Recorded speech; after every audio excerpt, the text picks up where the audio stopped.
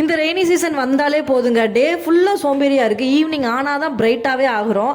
அதே மாதிரி தான் இன்றைக்கும் இருந்துச்சு. ஈவினிங் நல்லபடியாக சாமியெல்லாம் கும்பிட்டுட்டு இன்றைக்கி கோவிலுக்கெலாம் போயிட்டு வந்துட்டு ஈவினிங் என்ன வேலை பார்க்கலான்னு யோசிச்சுட்டு இருந்தேன். முக்கியமாக இந்த டப் க்ளீன் பண்ணணும்னு சொல்லிட்டு 2-3 நாளாகவே யோசிச்சுட்டு இருந்தேங்க. வாஷிங் மிஷினை டப் க்ளீன் பண்ணி கிட்டத்தட்ட 1 மந்த் ஆயிடுச்சு. இன்றைக்கி பண்ணிடலாம் அப்படின்னு சொல்லிட்டு ஆன் பண்ணி டப் க்ளீன் மோடில் போட்டு விட்டேன். வெறும் நான் வந்து சோப் பவுடர் மட்டும் போட மாட்டேன். சோப்பு டிஸ்பென்சர் கொஞ்சம் ஊற்றிட்டு கல் உப்பு ஒரு லெமன் இந்த மாதிரி புளிஞ்சு விட்டுருவேங்க. அப்போ தான் எனக்கு மனசு திருப்தியாக இருக்கும். அது ஓடிட்டு இருக்க கேப்பில் நம்ம போய் நைட் டிஃபனுக்கு ரெடி பண்ணிடலாம் அப்படின்னு சொல்லிட்டு யோசிச்சுட்டு இருந்தேங்க. பன்னீர் வாங்கி வச்சிருந்தேன். அதனால பன்னீர் புர்ஜி பண்ணி சப்பாத்தி போட்டுடலாம் அப்படின்ற மாதிரி ஐடியா. மாவை பிணைஞ்சு சைடில் வச்சுட்டு பன்னீர் புர்ஜி டக்குன்னு ரெடி பண்ண ஆரம்பிச்சிட்டேங்க. பன்னீர் புர்ஜி பண்ணுறதுக்கு வெங்காயம், தக்காளி, பச்சை மிளகாய் வெட்டிட்டு இஞ்சி பூண்டையும் கொஞ்சம் கொஞ்சம் வெட்டி வச்சுட்டேங்க. எல்லாத்தையும் ஒன்றா போட்டு ஃப்ரை பண்ணிவிட்டு தேவையான பொடியெல்லாம் போட்டு சைடில் வந்துட்டு வாங்கி வச்சுருந்த பன்னீரை நல்லா வந்து துருவி எடுத்துக்கிட்டேன். எல்லாத்தையும் போட்டு மிக்ஸ் பண்ணி கடைசியாக அந்த கஸ்தூரி மெத்தியை தூவுறப்ப தாங்க அந்த நம்ம பன்னீரில் பண்ண டிஷ் அப்படின்னு சொல்லிட்டு ஒரு சாட்டிஸ்ஃபேக்ஷனே வரும்.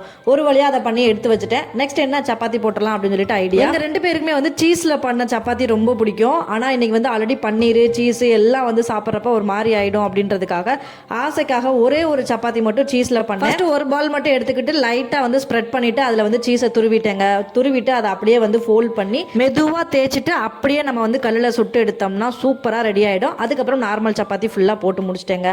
ஆனா நார்மல் சப்பாத்தியை விட இந்த சீஸ்ல பண்ண சப்பாத்திக்கும் புர்ஜிக்கும் தான் அல்டிமேட்டா இருந்துச்சு.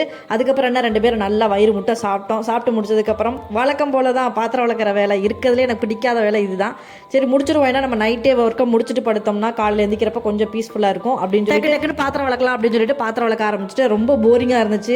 சரி நீ ஹஸ்பண்டை கூப்பிட்டு இன்னைக்கு நடந்த கதையை சொல்லுங்க அப்படின்னு சொல்லிட்டு இருந்தேன். அவர் வந்து ஆஃபீஸில் அது நடந்துச்சு இது நடந்துச்சு அப்படின்னு சொல்லிட்டு சைடில் உட்காந்துட்டு கதை சொல்லிட்டு இருந்தாரு.